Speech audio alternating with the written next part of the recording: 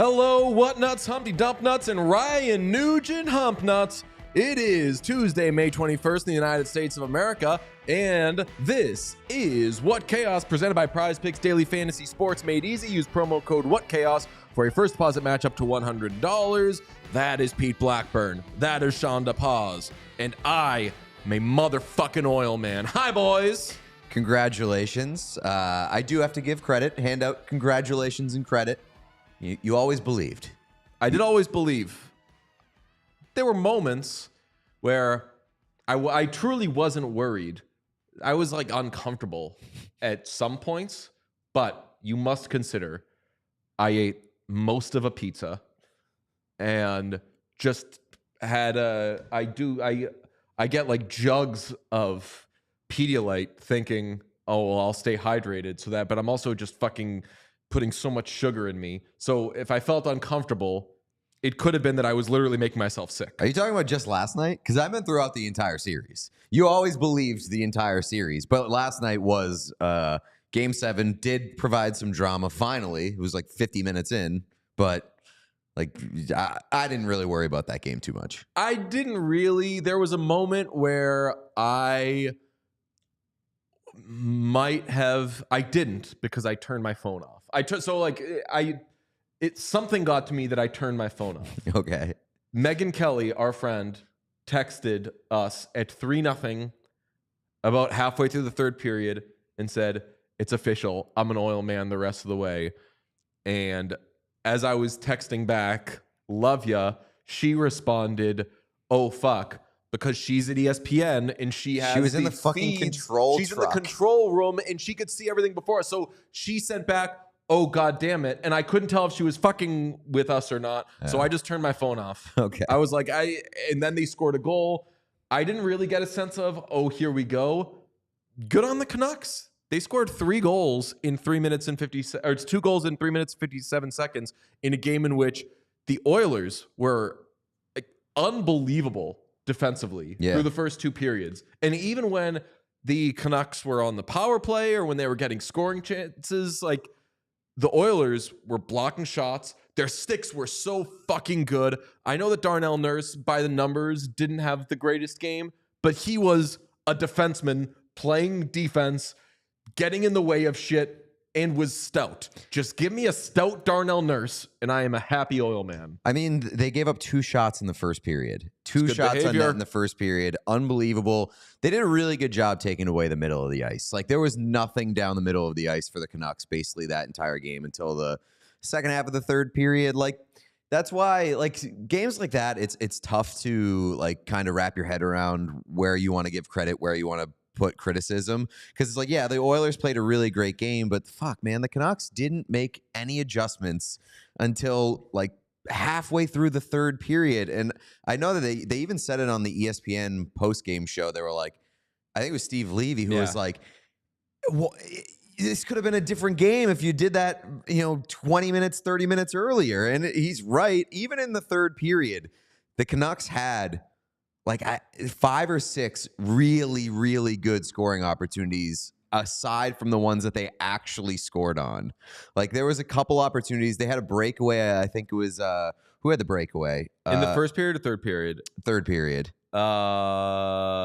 Somebody had a really good opportunity. Oh, DiGiuseppe. Oh, DiGiuseppe was in alone. Like it was not like a breakaway. Yeah. Like, DiGiuseppe blew it wide. They had a couple like missed tips in front of the net that they blew wide. Lindholm had a really good opportunity that he didn't convert on. So like they had a lot of opportunities in the third period, and it's just they had nothing before that, and I'd kind of like gathered enough faith in the Oilers that they were going to hold on to it. They had a first period double minor in which the power play was not good, but also like this Oilers penalty kill, knock on wood, as they enter a very difficult Western Conference final. This penalty kill is fucking awesome for the Oilers. They take away space so quick. Like, it looks like what the Panthers were doing against the Bruins in the second round, where even if you try to move the puck, like they're so aggressive and they jump on absolutely everything. It was automatic, that 4-minute double minor. And at that point, scoreless game. I hate when people say scoreless. There was a score. It was 0-0. I wasn't worried. I wasn't worried. So credit to the Oilers. I guess frustration for the Canucks, but realistically, I tweeted after the game and it was sincere, but I had to keep rewriting it because it looked very condescending. Like, good for you, Canucks. You went to 7 games against the Oilers in the second round. Everybody thought the Oilers were winning the cup going into the year. You know, but it does have like a lot of energy of patting somebody on the head and then sending them away with like a juice box. I would like to pat the Canucks on the head and send them away with the juice box. Like they fucking earned their juice box. Juice box watch. Canucks. Good job. Sean, we haven't heard from you. You're an Oil man. I am. I was trying to decide how I felt about the 0-0 score thing, to be honest. I hate when people do that. I get it, but the score is we know 0-0. what you mean when you say scoreless. Well, I'm just the score I can't is decide 0-0. if I think a 0. There has been no score from either team. Neither team has scored. It's scoringless. Yeah. Wait. So you hate when people say scoreless? I dislike the engaging in either side of things. Okay. Yeah. If either side of it means anything, like which side is right, but yeah, okay. I think I agree with you, DJ. yeah, I'm not gonna. I kind of made it a cause there where I stopped myself. Yeah. Generally, that's not amazing behavior. But Sean, we come from the same place. Pete's getting there. We could be right. Why not be right? Yeah, I was trying to decide. I'm a common sense guy, and you know that makes sense either way you slice it. Yes. Yeah, no, fair. Everybody knows what you mean. Yes. I'm just trying to decide Just if I 5 think more minutes on this. 0 is a thing, basically. What's that? And it comes down to whether or not 0 was a thing. Like, is it something or is it nothing? It's the exact same conversation as black isn't a color; it's the absence of color. Excuse me? What? What did you just say? No. Black erasure. Would I see you, Pete. Would you like to? It's the exact same conversation. No, it is. It's It is. Shut the fuck up. Black is a color. Okay. Was this a good game? This was not a good game. Oh. This was not a good game until the final 10 minutes. It really wasn't. Because that's how you like your Oilers. We're talking about an Edmonton Oilers game 7. It takes a lot of fucking work to make it that boring for 50 minutes. You thought it was boring? I thought it was pretty fucking boring for like 50 minutes. I think Just because the Oilers seemed like they had put that game away. They were giving the Canucks fucking nothing. And I get that somebody with an Oilers rooting interest would say, yeah, it was fucking awesome. But as a neutral observer, like, the Canucks were doing nothing. They were doing nothing. Yes, and part of it, though, is... And anytime they started to do anything, they'd take a fucking penalty and kill their momentum. It was frustrating as hell. When you sit down for a game 7 as a neutral observer, especially in that series, with how crazy that series has been for a large portion of it, the fact that you got that for 50 minutes was pretty disappointing. You got a first period where the Oilers came out and fucking killed the Canucks, and it was scoringless after 1. You didn't think, oh man, what's gonna happen? Like, this is this is kind of cool. Sure, I didn't at that point. I was annoyed, but after the first period, yeah, I mean, sure, I was very, very interested, and I thought it was interesting. It was interesting. It wasn't like crazy. As the second period started, I was about to pull the trigger on a tweet that was like, the longer the Oilers beat the shit out of the Canucks and don't have anything to show for it, the more confident I am that they're going to lose this game. And then, like, right before I was considering hitting send tweet, they were up 2-0. So, yeah, it just, like, once the Oilers actually got on the board, they seemingly put the game away pretty quickly. Like, there was about half of that game, I guess, that I would say was interesting. It was like the last 10 minutes and the first 20 minutes. It was a But even the first 20 minutes, like Vancouver wasn't doing anything. The Oilers just weren't scoring on their opportunities. Shelov's was great. But didn't you think, again, I assumed that the Oilers were going to win this game. Like, I'm also doing some appraisal of the Oilers at this point in the playoffs, because I don't think, although they have these players who are just absolutely going off, and they have the top 4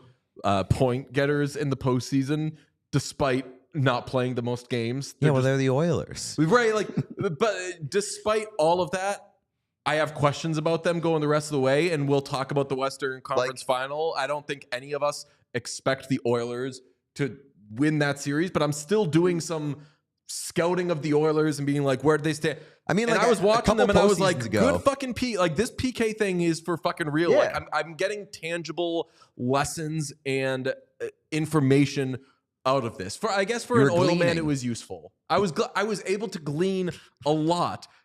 Granted, there were points where I could have gotten annoyed, because there was the possibility that, as you said, they could have just gotten a million chances, not scored.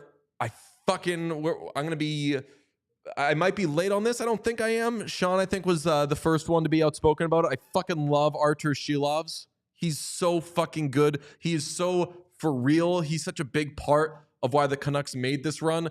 Shout out that guy. He also is on big time sweetheart watch, because I believe it was Patrick Johnson at Rising Action after the game was like, hey, Shelovs, you want to talk?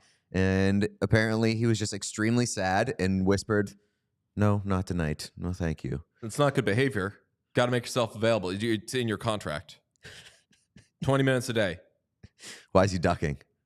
No accountability. I need to re-up my... Frank Saravalli's the president.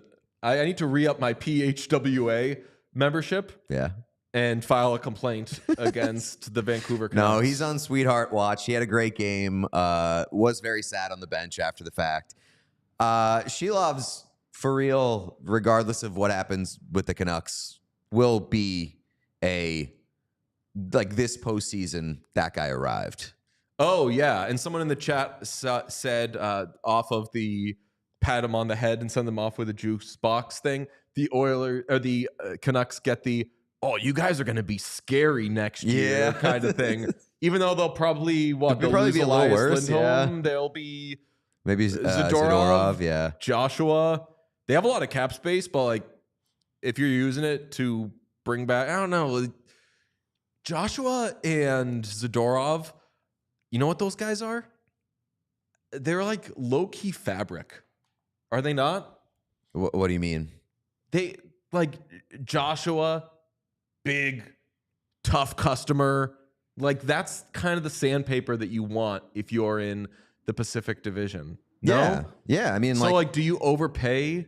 If you sign Dakota Joshua to a contract this offseason, you're going to be overpaying. So here's my stance on the Dakota Joshua thing. The guys like Dakota Joshua who have that sandpaper to them and come up big a few times during a playoff run always get fucking overpaid automatically because they have eyeballs on them. But those guys exist elsewhere in the league. Like, don't overpay for a guy like that. Go scout somebody from a non-playoff team. Not make another one. Just go identify another one and trade for him. And you don't have to pay him as much. You can lower cost of acquisition. Like, that's where scouting comes in. People get so high on these guys who show up during the playoffs just because people are paying attention to them. Like, and then there becomes a bidding war. Like, it's like the Matt Bolesky thing. Lucic, Bolesky, Clarkson, all of these, like, quote unquote power forward types. I remember when the Bruins traded for Jimmy Hayes, the late great Jimmy Hayes. His first availability with us, I asked him, I was like, do you consider yourself a power forward? And he was like, I mean, I hope so. But like, he wasn't really. Not really, no. He was a tall guy. He was a big guy. And he scored 19 goals for the Panthers. So of course a team is going to be like, hubba, let's get this guy. They traded Riley Smith for him. So like, they trade a more proven commodity for him, because you're right. Like, teams see these guys do anything and they're like, must have. Because if you're a hockey fan, no matter what, it's hard not to fall in love with a big body who could score a goal or two. And there's value too in knowing that a guy can show up in the playoffs. Like I think that a lot of general managers and front offices will identify a guy like that and say like, oh, the big moment doesn't scare him away. He could contribute in the playoffs. But there are also guys who are out there that just haven't had the opportunity to do it yet. So that's my stance on a guy like Dakota Joshua. I wouldn't necessarily overpay for him. If we're talking about Nikita Zadorov, kind of a dog. I would pay to keep that guy. And he also seems like, if we're talking about fabric, it seems like he kind of changed the culture of the Vancouver Canucks in that, like, tough. Absolutely. You could put your fucking A's wherever you want. He's emotionally an A. Yeah, I agree with He's like that. high-key fabric, I would say. And there was like a lot of criticisms that the Canucks were too soft. Because they do have a lot of skilled players who would identify as soft. Did we do like a wanking gesture when they got Zadorov? Because I totally could have seen us doing that. I don't remember. I don't Sean, think do we do a wanking gesture? I don't think so. You crunch. I don't feel like there's been many wanking gestures on the show. That's true. I think we've generally been pretty excited by any trade that happens, no matter what. Okay. Sean, just going forward, I thought it went without saying, but going forward, take note when we do a wanking gesture. 10-4. File it away. We've done some wanking gestures. File it away. Noted.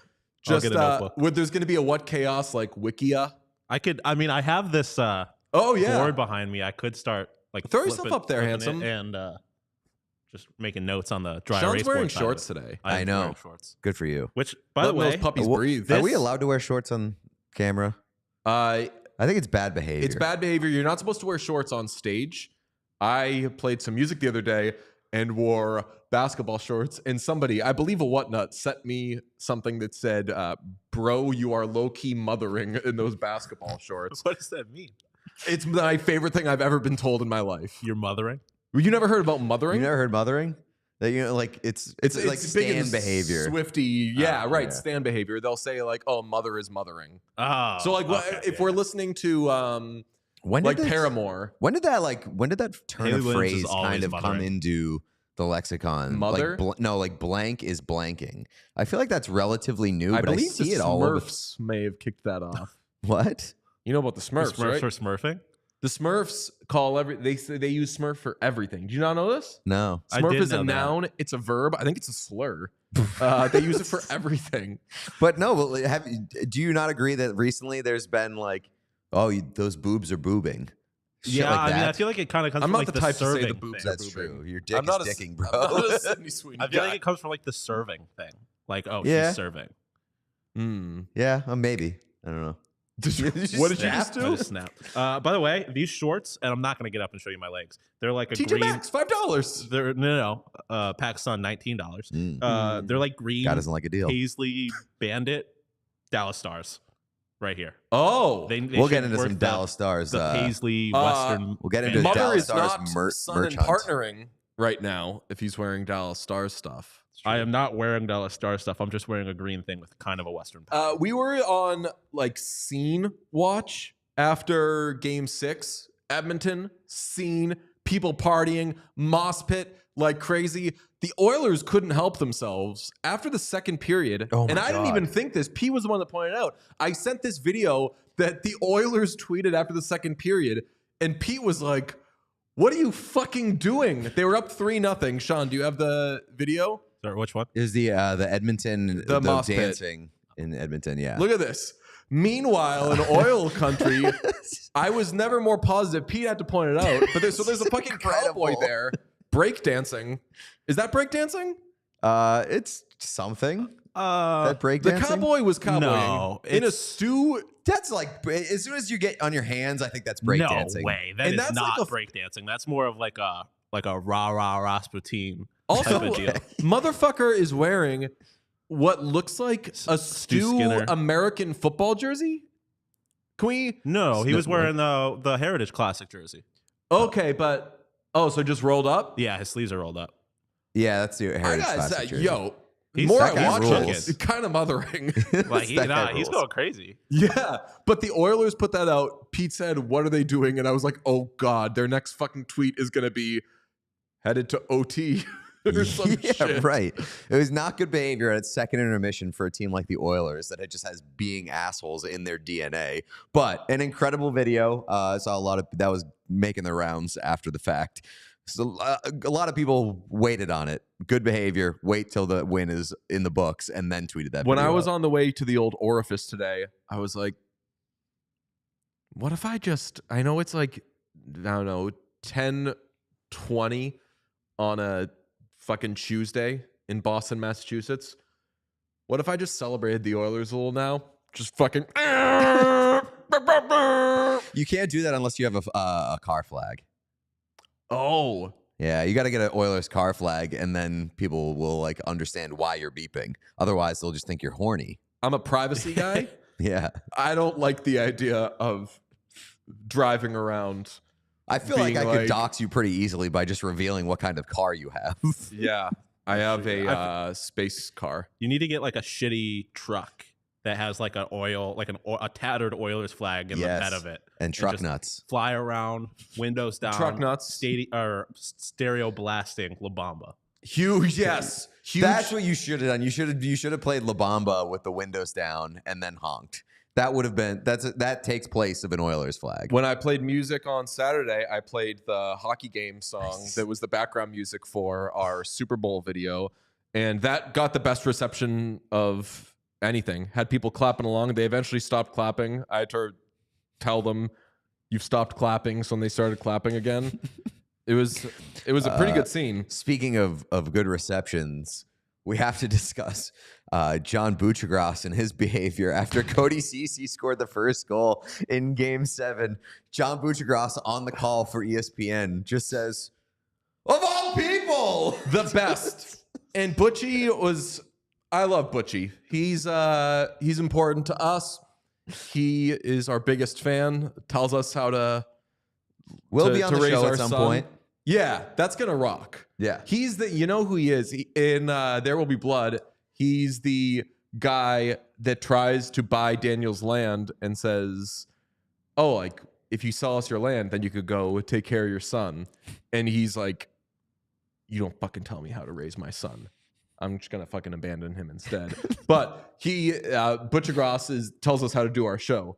Yeah. Told us during hour 20 of a live stream Get back to the hockey to talk. talk more about hockey. No fucking way, bud.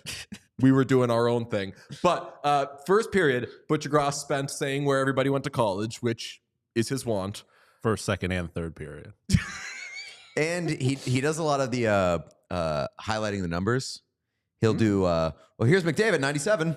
He'll like just... That's not bad. It's not terrible, but I think that's a habit of him calling college hockey games where you may not necessarily know who's who for like the average viewer. So I think that he's being like a little bit more descriptive, and he doesn't need to be that descriptive for NHL games. I think he, at times, and I don't like when people do the media critic thing. We're more like media support, such as PK Subban may have talked about his penis again. Let's let everybody know.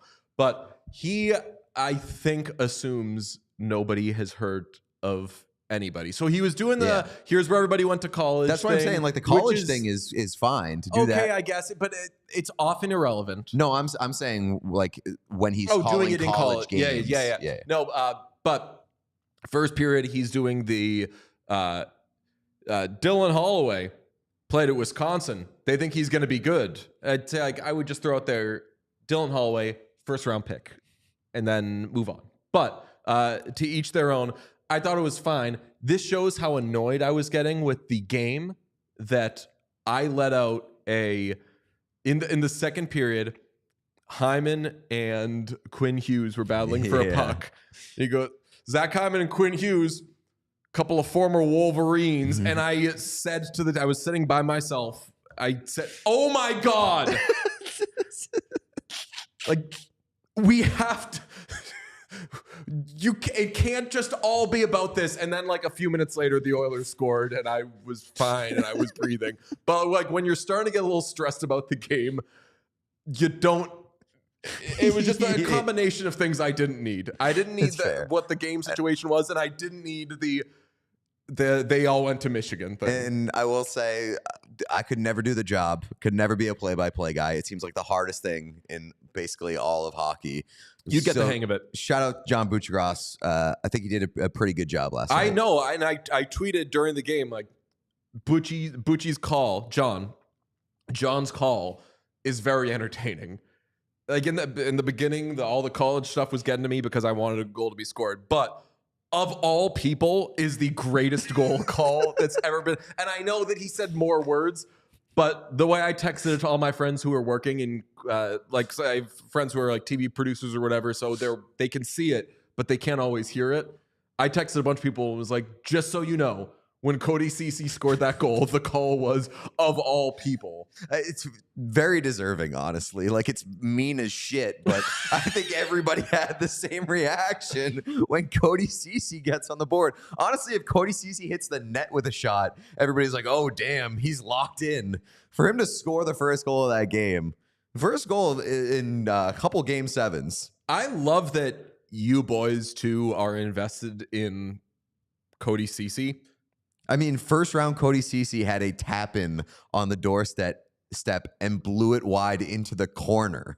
So from that moment on, I was locked in on Cody Ceci winning the Conn Smythe. Yeah, because it's just the funniest possible outcome. I believe our competitor tweeted out, like, this man just opened the scoring for Game 7. It was like a shot from the bubble. Yeah, right. It was him blowing it like 15 feet wide. Wide open for Cody Ceci, misses by a mile. Or like, it was like borderline Alex Trebek call. Like, oh no. Not even close. Yeah, not even. We made this one up. So this one was invented by a writer. Sean had the famous viral tweet of, what was it, the last thing you see before you die, or the first thing you see at hell? Oh, I said CC highlights are the last thing you see before you die. Shout out. Whoa, that's dark, but I mean, Canucks learn that. We were saying before the show, we both ended up so invested in a Stuart Skinner shutout that I thought might be coming. Yeah. Not just so... Well, I mean, he had faced 2 shots to 20 minutes. I was like, he might get a shutout. Still 50-50. At that point, he did, in all seriousness, get comfortable points and make some good saves.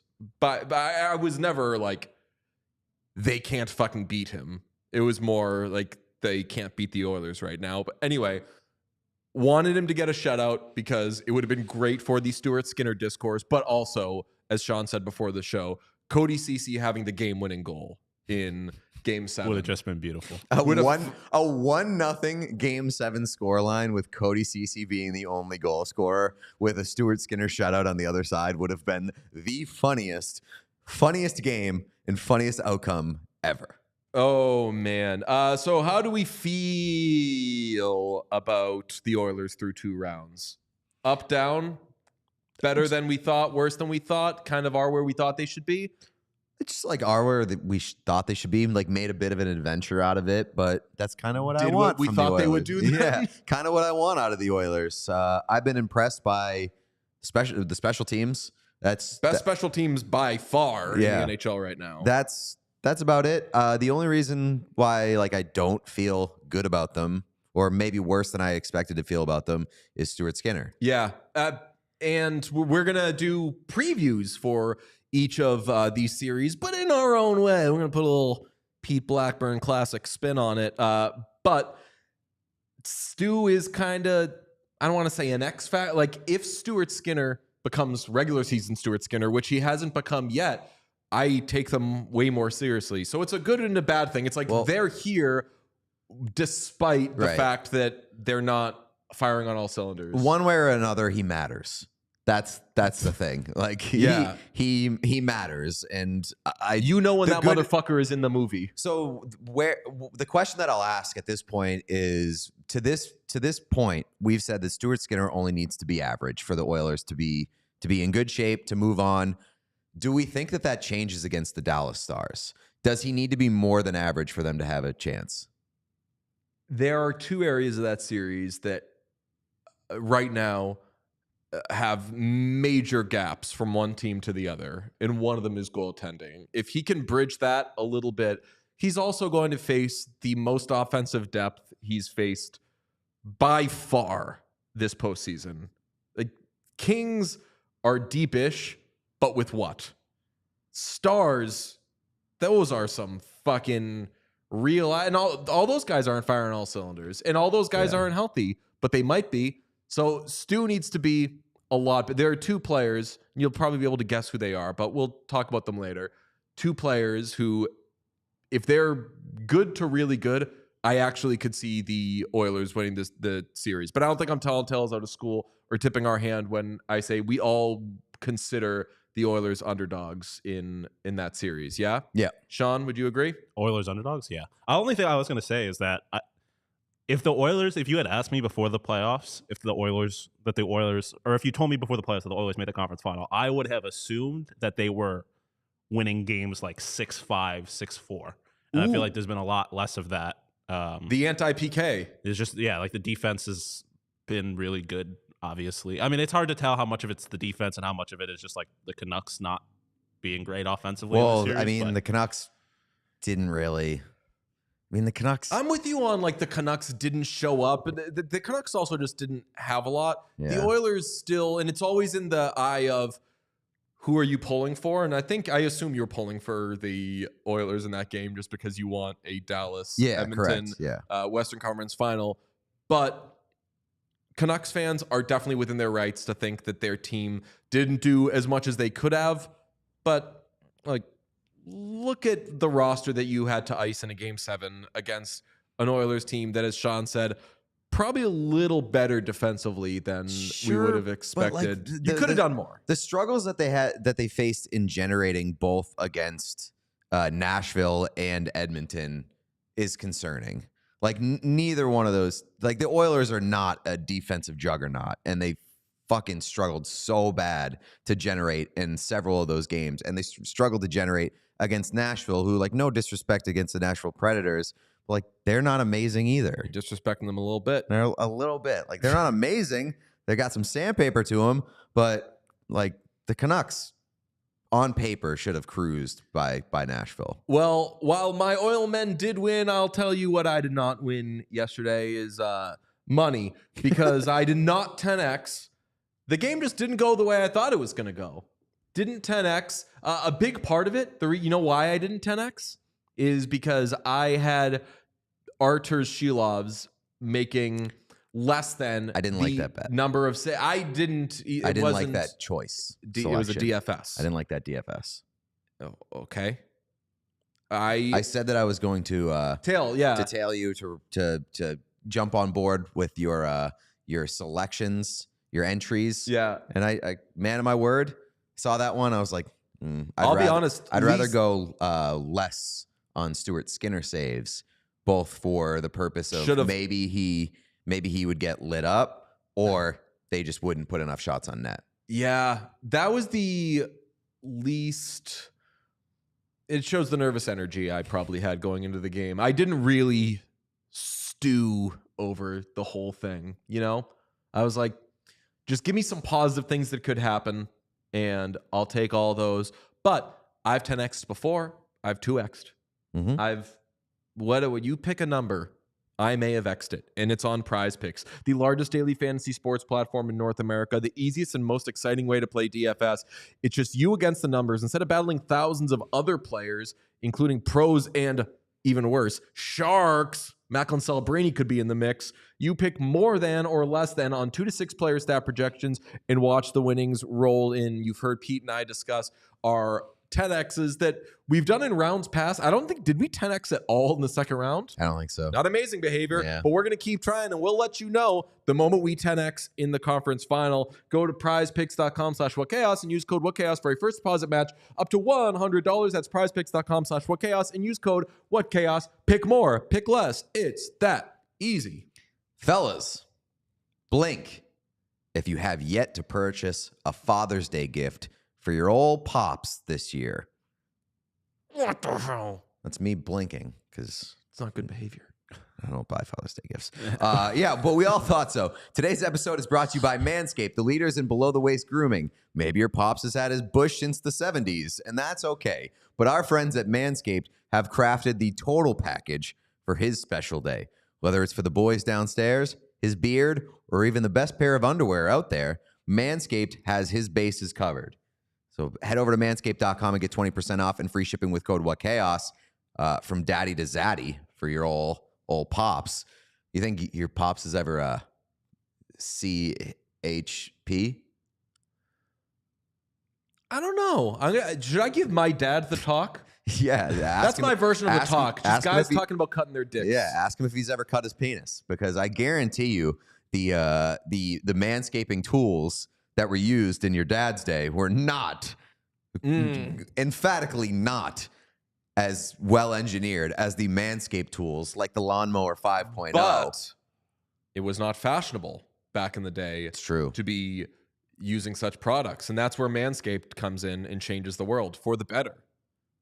For some people. Depends what you're into. Just because there's something there doesn't mean it can't also be groomed. Yes. Right. Tidy bit of work. Yeah.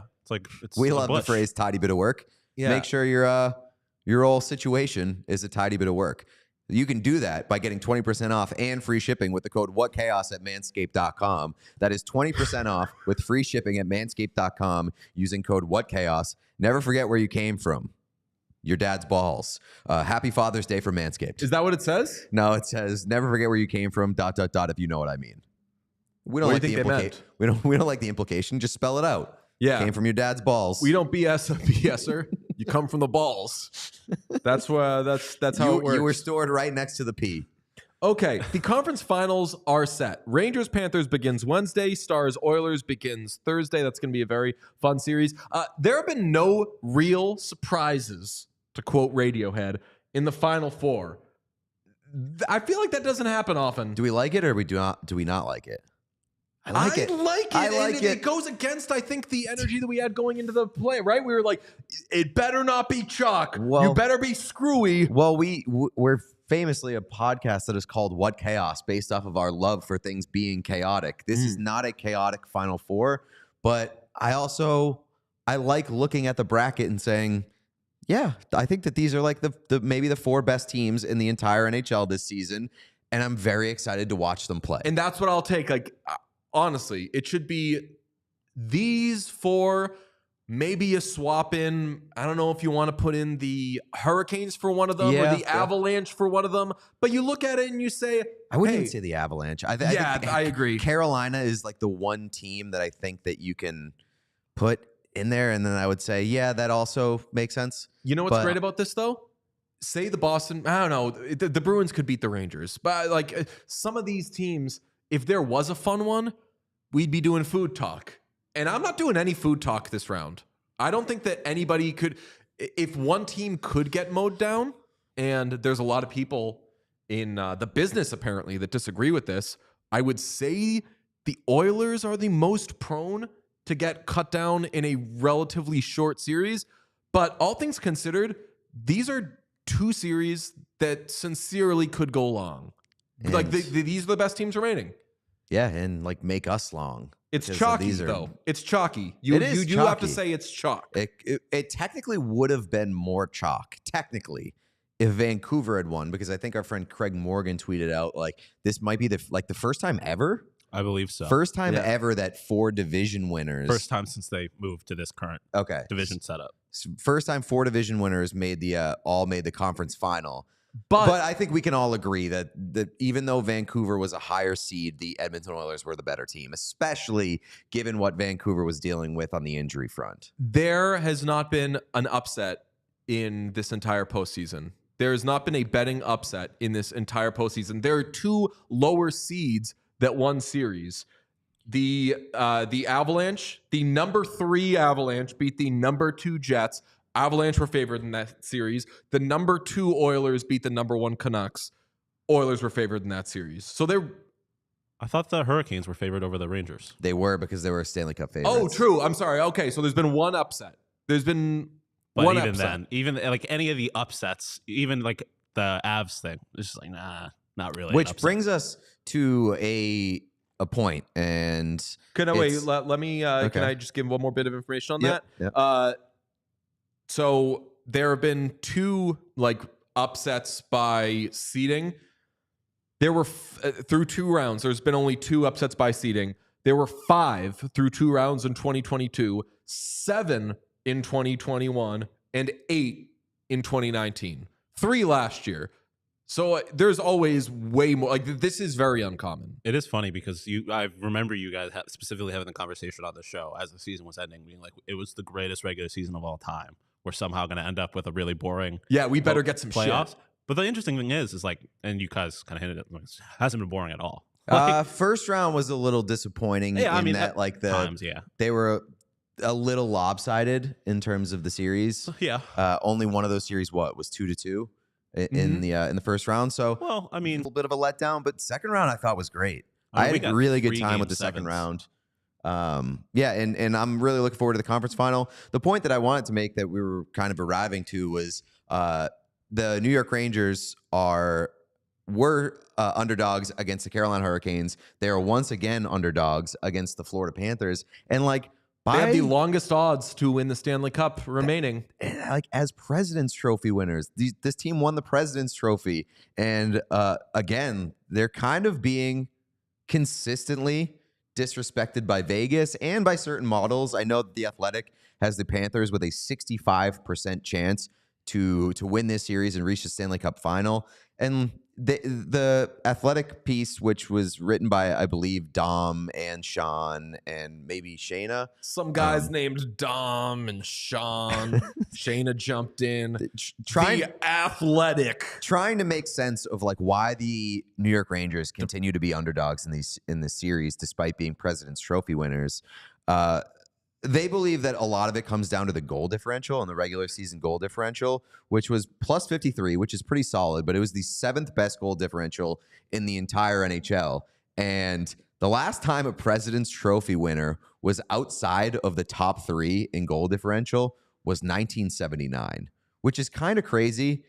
And it just suggests that like the Rangers win a lot of close games. But like at this point, I don't care. Throw that in the trash. The Rangers look really good. They look better than I think that they have all season long. And they beat Igor the team. looks amazing. They have the best goaltender this postseason. They beat the team that everybody thought was going to win the Stanley Cup, or at least Vegas did. And I know that Vegas isn't the Athletic, but like President's Trophy beat the team that was favored to win the Stanley Cup. Put a little respect on them. Just a little drop. Yeah, I think you got to shift. I think you got to shift like the model or the outlook or whatever, just based off of what you've seen. Like this is not the same team as during the regular season, even though they did finish as President's Trophies winners. The Rangers are better right now than they have been the entire season. Okay, Money Puck favors the Oilers to beat the Rangers in the Stanley Cup final. In order, it goes Oilers, Rangers, Stars, and then Panthers to win the Cup. So with the exception of Money Puck, a lot of these outlets and models have Dallas, Edmonton. Sean, if you want to bring up the Vegas odds again, Dallas, Edmonton is closer to a pick'em than the Rangers and Panthers, which it has being a little more lopsided.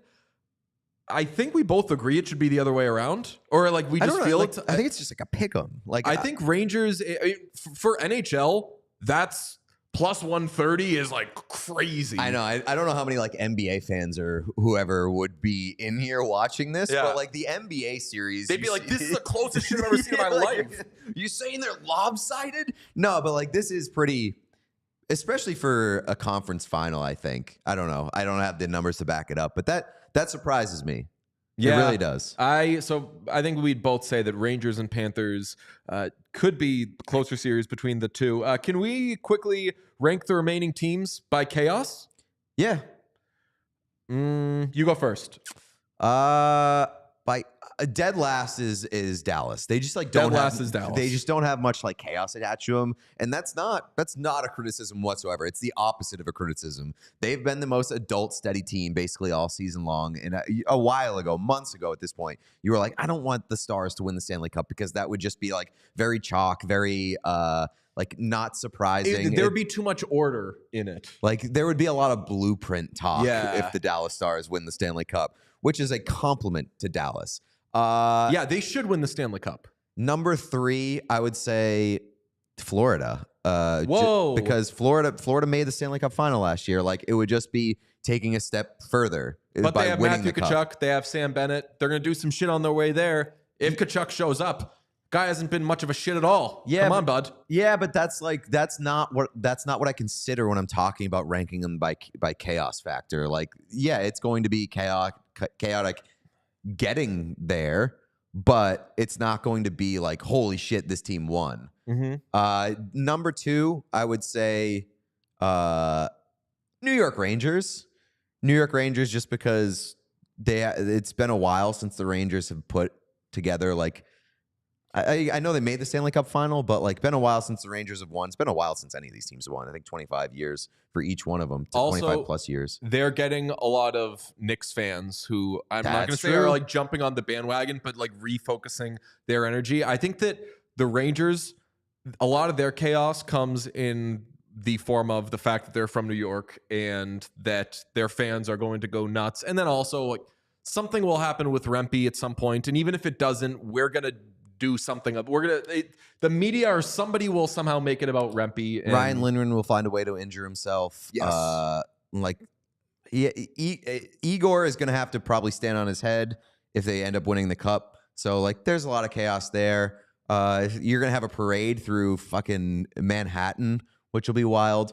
But number 1 has got to be the Oilers in my mind, because it's Connor McDavid, it's Leon Draisaitl, it's all those guys. It's the narrative, the legacy factor. Stuart Skinner, like some shit will have to happen with him, or they'll have to do some crazy shit to overcome Stuart Skinner. Corey or Perry. Maybe they win with Calvin Pickard. Who fucking knows?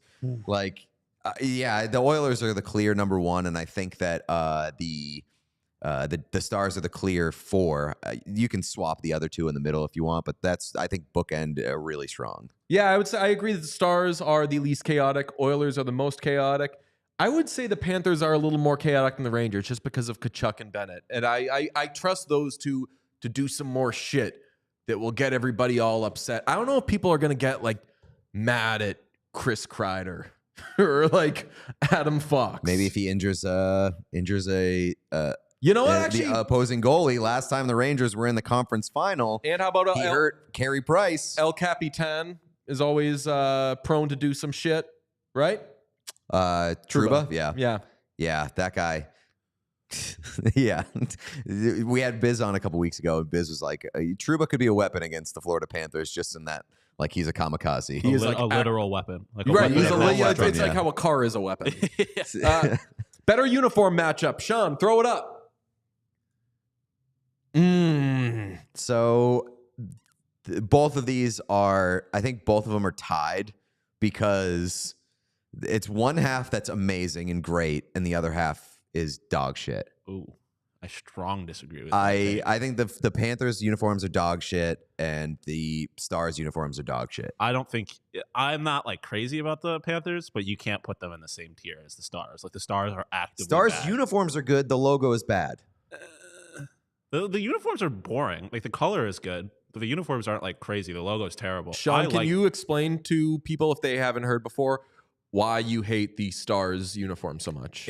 I hate the Stars logo because it's asymmetrical. So it's like impossible. Like, if you're watching on YouTube, it's centered, but it doesn't look centered because the logo is asymmetrical. It's just a terrible design decision, unlike the Oilers and the Panthers, which are symmetrical logos. As our friend James Stewart would say, I need an opinion. So as we have not gotten one, I will submit. I think the Western Conference Final has the better uniform matchup, just because it doesn't show up too well here. Rangers in Florida are both red, white, and blue, but they're different shades. Mm-hmm. And it's a little weird. It's like, you ever wear like a light blue shirt with like blue pants can be fine. But like, you ever wear like a navy that's just a shade off from another navy, it looks fucking terrible. That's going to show up on the ice. It's just a little off. I also like contrasting colors. Yeah, that's a fair point. The Stars green going up against the Oilers blue and orange, I think, is going to be a nice little contrast. It is about like how it plays on TV too, because like looking at this, I don't think it's even close that like the East has a better set of jerseys. But to the points you made, like on TV, you don't really see the Stars logo. You just see the green, which is a good green. The Oilers in their blue or their orange. Also worth mentioning, these conference finals feature two of the worst camera angles in all of sports.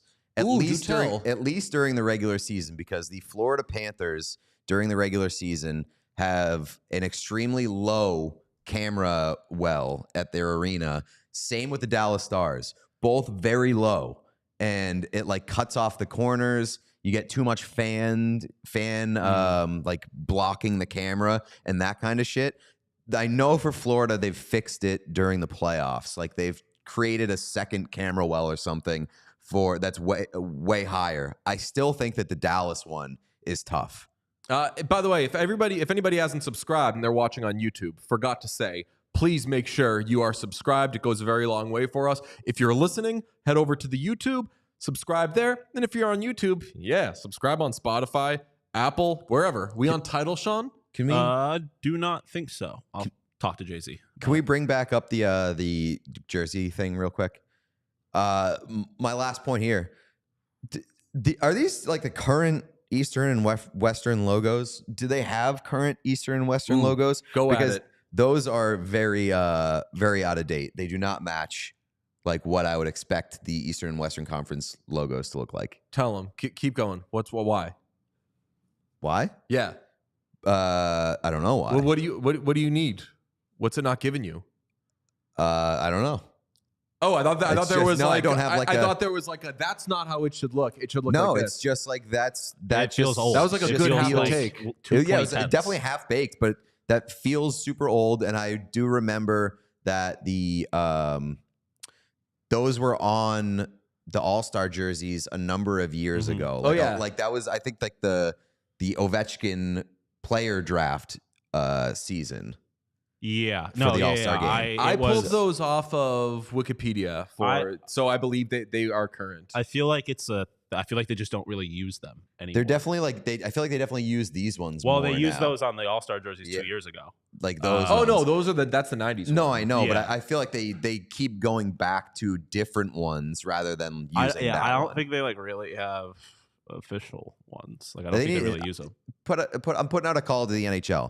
Redesign the Eastern and Western Conference logos. MLB did it a few years ago, and it was awesome. They took the classic AL and NL logos and modernized them, and I think they look very nice. I love when MLB hats have the AL or NL patch on the side. Oh yeah, it's the best. They're very good. Oh yeah. By the way, I wanted to bring this up because you mentioned it, and I found it very interesting. The odds for the NBA series: Timberwolves Mavericks is the closer one. Timberwolves are minus 170 favorites. Guess. You want to guess what the Celtics odds plus 700. No. It'd be minus. But minus 700. 340. Minus 900 to beat wow. I'm telling you, man. Minus 900. If a basketball team is good, they're like, you are not allowed to fucking bet on them. Wow. Minus 900. Is it not the NBA still? Like, is it not possible that the Celtics lose? Like, are they that much better than the other team that's in the conference final? Kristaps Porzingis is still out. Yeah, like Tyrese Halliburton's a pretty good player. Like, are they that much better? I believe that they won the series. Boston Celtics game 1 against the Pacers. I don't know what time it starts. I'm assuming 8 p.m. US. Was considering going, but are you guys all at the point now where, like, if there's a time where you could either go see the sun or rest for a little bit, you're like, daddy's resting? Playoffs are getting to me, man. I feel like playoffs are definitely getting to me, but I'm kind of just like I'm using my free time to do the things that I haven't been able to do. Yeah, if that's rest, it might be rest. But like, I went to the movies, played some video games. Like, so I need to. I was talking to my therapist about it yesterday. I need to go to a fucking movie. Like, even though the solution to, like, we're working so much, or I'm like sitting and watching hockey and then I'm coming in here and like not seeing sun or whatever, the allergies, I can't really rollerblade or anything.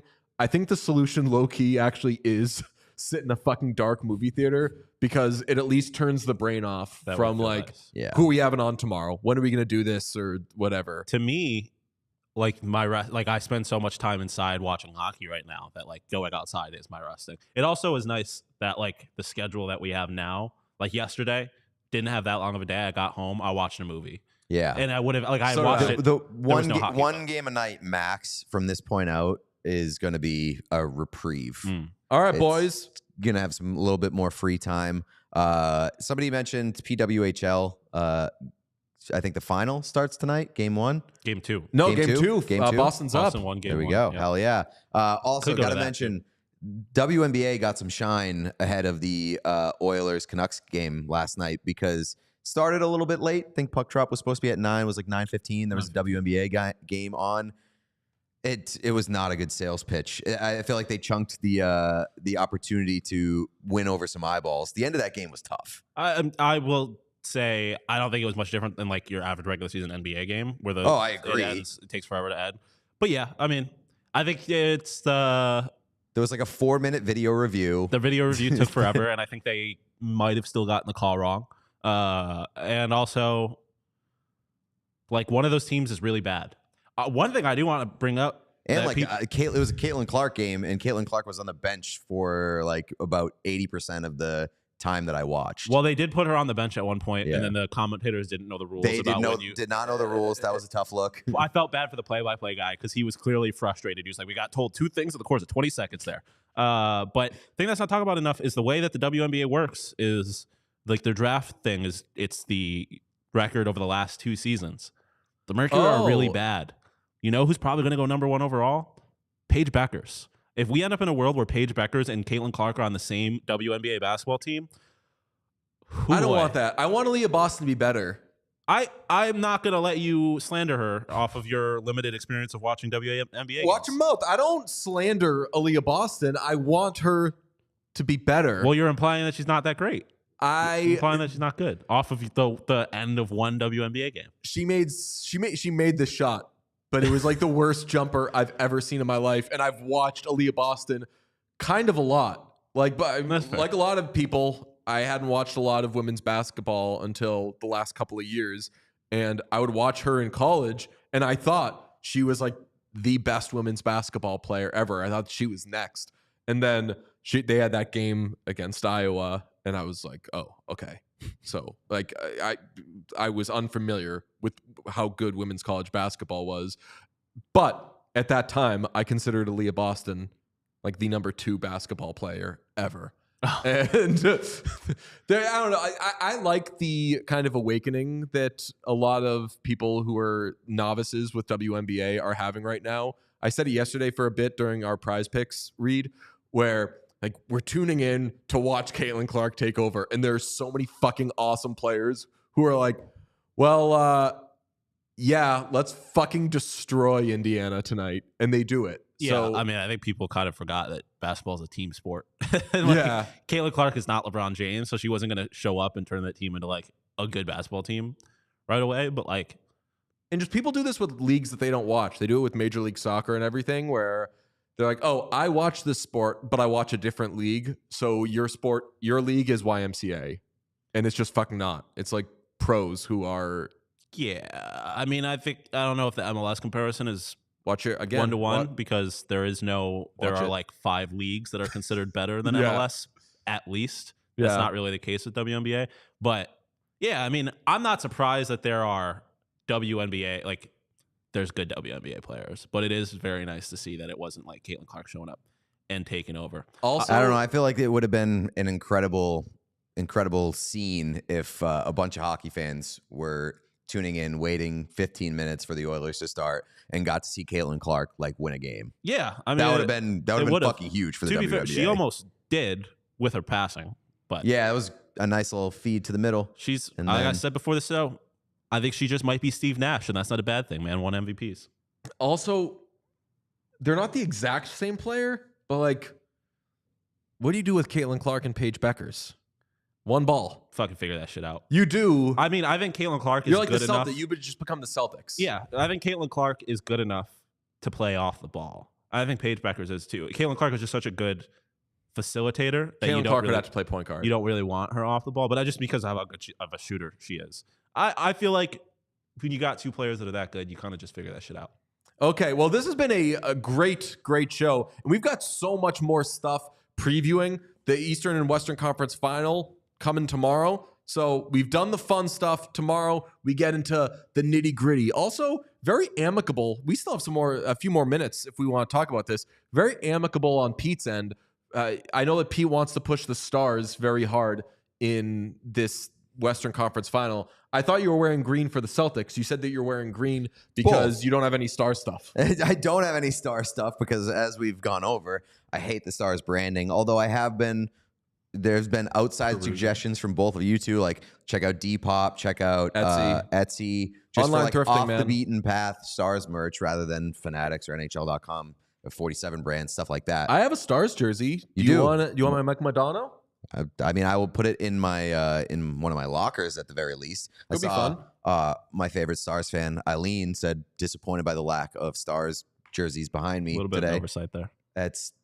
That is true. That is on me. I'm sorry. Let's load you up. Do some 2-day shipping on them one time. I think that I'm gonna do that. Let's get a Marty Turco jersey in here. All time. You're right. I've been pretty amicable, pretty friendly. This is as close to a like what chaos civil war matchup as we'll see. I kicked you in the dick last night when you came with the DJ's Oilers against my Stars, and I did like not now, Pete. You're a fucking Bruins fan. I mean, yes, but also I didn't believe in the Bruins. I believed in Dallas more than I believe in the Bruins, as evidenced by the fact that the Dallas Stars are the one team that I placed a future on this season. Back in February. Because of Sean? They are my Dallas Stars. Because of Sean. No. You have liked the Stars for like years. But that's Sean pointed out how long the odds The money were, you make will and be that's because why of it. I was like, okay, yes, that doesn't make sense. Which- Does Sean because get I a like the taste? Stars so much. Does Sean get a I taste? should have just fucking bet on it myself. Yeah, weirdest Why did move I on not your do that? part. He doesn't get a taste because he recommended the bet but didn't make the bet himself. I mean, I will say, What I don't will have a you whole say? lot of money to just be throwing away on things, so I should not ever you bet saying on we should sports. pay you more? I mean, I don't think you two have anything to do with how much I make. You're damn right we don't. We pay you in an occasional sweatshirt or jersey. Or an iced Yeah, coffee. I very much. No, I very much appreciate that. I'm not. It's not a shot at you guys. I'm just saying I don't really have the ability to be betting on things all the time. If I bet on everything I wanted to bet on, You I would might have be rich, crippling gambling but addiction. I also might be very, very broke. What's wild with me in betting is, so the money aspect should be what prevents me from betting a lot. Sometimes I'm just not always interested in doing it. Yeah, same. Like I kind of fall in and out, and that's why like free pub for Prize Picks.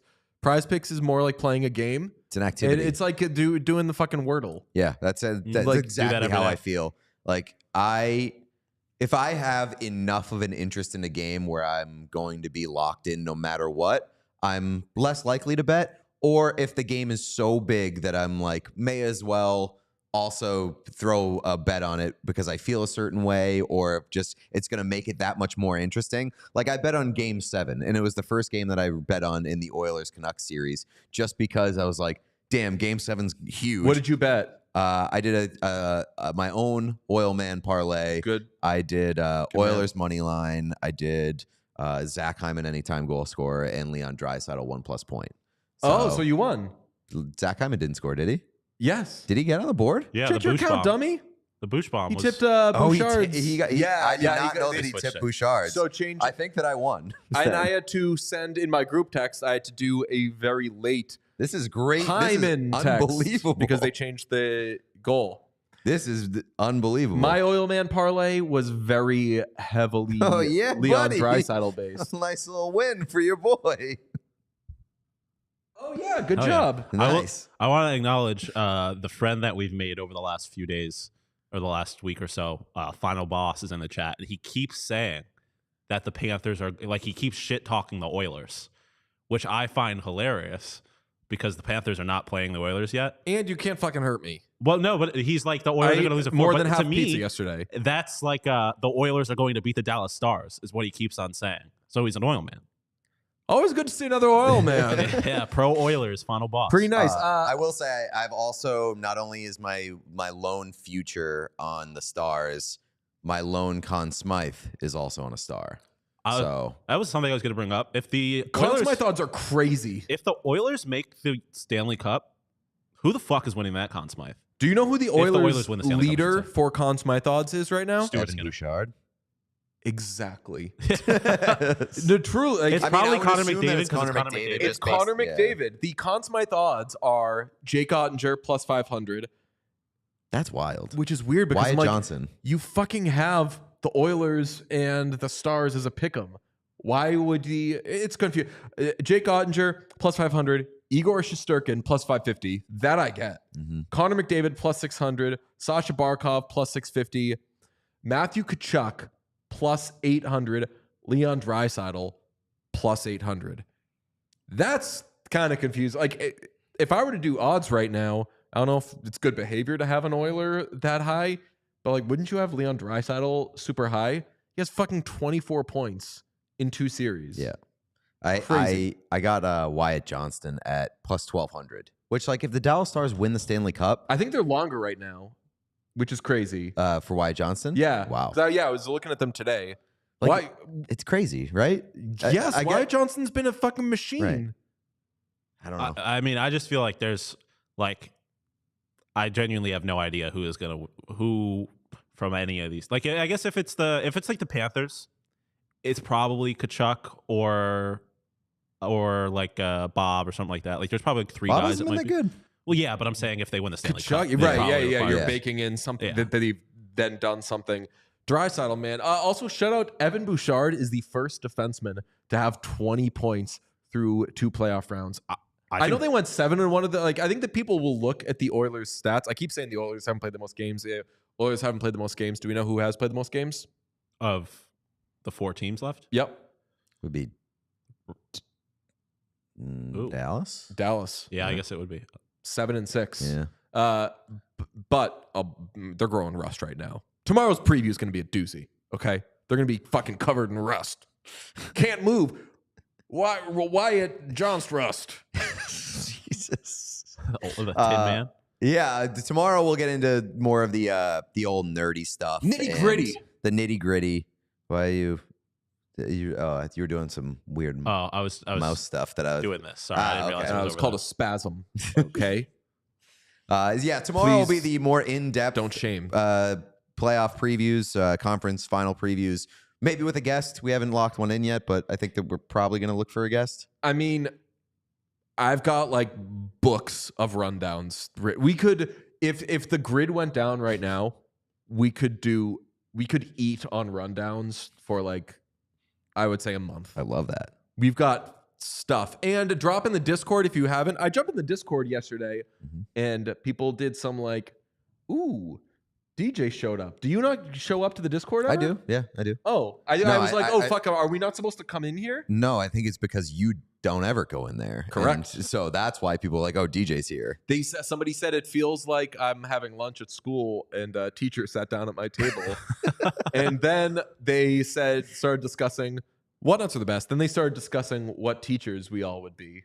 Okay. Yeah, there's some weird discussions. The Discord, Sean, you were a history the Discord teacher. app sends history, notifications that like are, I don't know if you get these, that like talking about right now in what chaos, and it gives like just a 1-line summary of what people are talking about. It's fucking, it's very the love cool. of your life. I love you, bud. Just fucking photoshopping me and Steven Stamkos into things. People are chat saying there was a trade. Yeah, that's what I'm trying to find out. I don't know what they're Is there a talking trade? They are trade denier. Woof woof. What's the trade? about. I don't know. That's what I'm trying. Come on, give us a.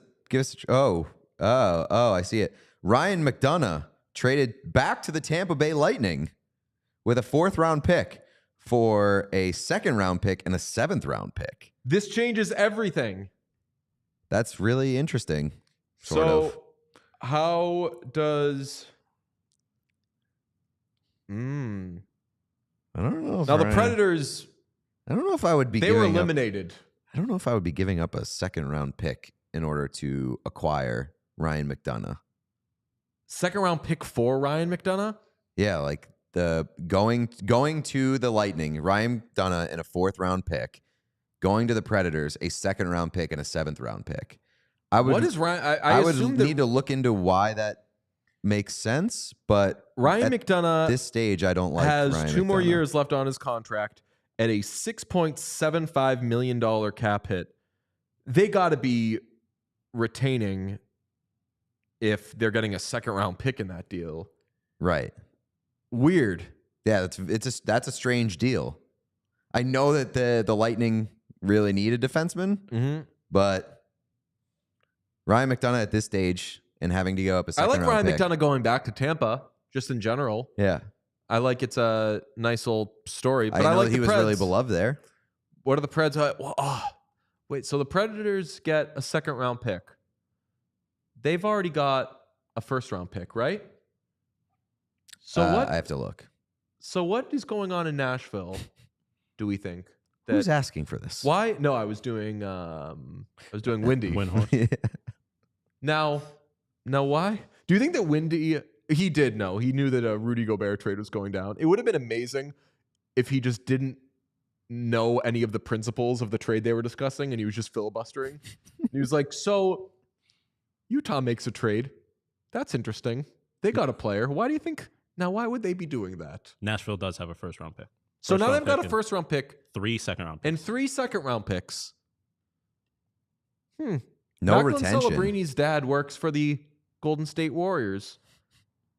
You know, their colors are golden blue. Nashville Predators, golden blue. What do you think, Nashville? So what is going on in Nashville? No retention, by the way. So That's a crazy trade. that is wild. That's a very unexpected People are saying trade. like they're clearing cap. Yeah, I mean, if you can clear $6.75 million and get a second round pick for Ryan McDonagh at this stage in his career, that is a very good trade for the Nashville Predators, I think. Ryan McDonagh, 12th overall pick. All right. 2007. Well, Montreal Canadiens. thanks to the chat for alerting us on the trade.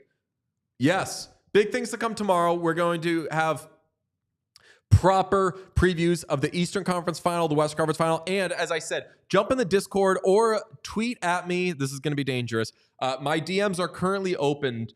Send me the craziest solutions to your team's problems that you have seen since your team was eliminated. We're going to discuss some of them. It's inspired, like, par example, a lot of Bruins fans, after the Bruins were eliminated, were like, well, whatever. They'll just get Draisaitl in a couple of years. So, like, things like that, either reported or it can be kind of fan-based, but we'd like it to be at least somewhat rooted in reality, but so stupid. You also mentioned that Mike Felger asked the question, what could the Bruins get for Jeremy Swayman? Yeah, he wants to fucking trade Swayman now, apparently. No, he doesn't want to trade Swayman. He Just said, asking the question. He said before he would give him 8 times 8, he would trade him.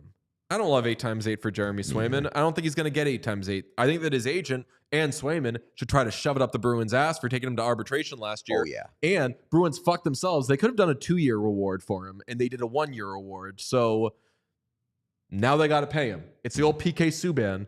Took him to arbitration, gave him did they? bridge Yeah, deal. gave him like a 1-year little bridge deal type of thing. Went out, won the Norris. And then, whoopsies. that also kind of ruined PK Subban's career because then nobody wanted him because he had such a bad contract for the rest of his career. But, oh well, Bruins, they'll sign Jeremy Swayman. I hope that it all works out. People are kind of getting on Linus Ullmark yesterday, which I didn't like either. Did you hear how we talked about his situation? Like the revenge season? He was whatever? like, I want to have a revenge tour. I want it to be here. And a lot of Bruins fans, mainly media, are like, dude, just go. Waive your no trade clause. I'm like, dude, you guys would be fucking nowhere without that guy. Jeremy Swayman would not be where he is right. Jeremy Swayman's a great player and a great guy.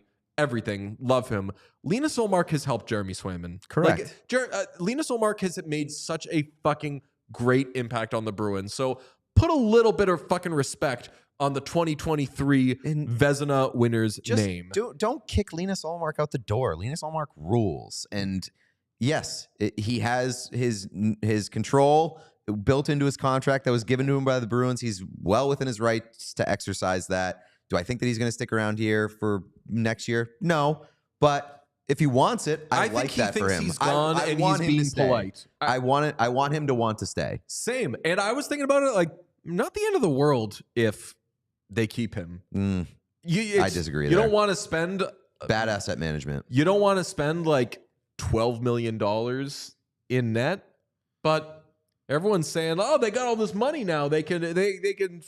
You're not going to add that much anyway, it would not be the end of the world for me if they kept could get a him. much more useful player on a day-to-day basis with that money that they I just clear want from whatever Allmark. Linus Allmark wants, Nah. quite frankly. I think That's how far I will take it. Okay. All right, we'll talk to you tomorrow. No, we do have a super Yeah, chat. before we get out of here. Love And your you life. didn't like Spike. $2 super chat. Nick Suzuki robbed of a selkie. I also believe, and I don't think this is my kind of birthday. I believe it is actually the love of your life's birthday. Oh, shout out Love of Your Life. Congratulations, the love of your life. One of our real diehards. Yes, That's right. A real supporter. Thank you very much, love of your life. A You're real always so great to shitster us. as well. Also a real like sister, but I respect. a endearing shitster. I Not see a quite lot as of much me. as Final Boss. I see a lot of me in love of your life. Yeah. Love of Your Life is a like chaotic good. Final Boss is a chaotic evil. Chaotic endearing. Yes. Do a like Spike, Pete. Before we get out of here, like Spike time, please hit that thumbs up right below the video player. We would much appreciate getting those likes as high as we can. Helps us out, helps our visibility on YouTube. Speaking of YouTube, if you are not subscribed to the channel, please do so as well. We will have our show clips, all of our preview stuff, maybe some bonuses, a big surprise. maybe some streams. A surprise. That's maybe, yeah, for Maybe us I too. said maybe a surprise. Yeah, surprise for us too. We will be doing some standalone videos right after and maybe during the conference final. So there's plenty of stuff coming on the YouTube. Please subscribe. We would very much appreciate it. It's a We place love you. to be, y'all. We'll talk to you tomorrow with previews of the Eastern Conference and get this, Western Conference Finals. Bye. Oh, We all silly like the mayor.